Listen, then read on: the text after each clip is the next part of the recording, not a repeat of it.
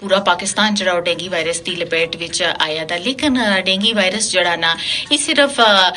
जड़ा एहतियात तो ही मुमकिन है कि इस बीमारी तो बचिया तइया ही जा सकता कि जब तक असी एहतियात ना कर सा ये नहीं करते आस पास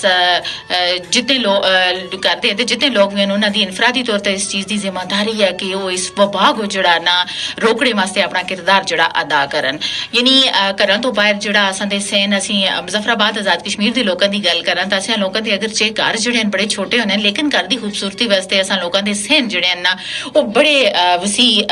होंदे कोशिश होती है कि असां दे घर दा सहन जिहड़ा ना बड़ा खुला होवा लेकिन उसदे बाहर असां सहन की खूबसूरती वास्ते क्यारियां भी बनाई दी होंदियां फुल्लां वास्ते जगह भी बनी दी होंदी है लेकिन एक गल याद रखो कि डेंगी जिहड़ा मच्छर है ना एडीज ये पैदा ही साफ पानियां तो होंदा और अफजाश इतनी जल्दी नाल यानी ये पा रहे होंदा इस वास्ते जरूरी है कि पानियां को बिल्कुल तुसां सुन उसकी निकासी का सिस्टम जड़ा वो जरूर रखना ताकि पानी जमा ना होवा गमलियां में जमा ना होवा अपने आस पास ना जमा होवा कर दे आस पास क्योंकि ये अफजाश ही उसी जगह पांदा और इस तो अलावा यानी सुबह और शाम के वक्त ये मच्छर जड़ा होंदा ना बड़ी तेजी नाल हमला कर रहे होंदा और इस को बचने वास्ते सुबह और शाम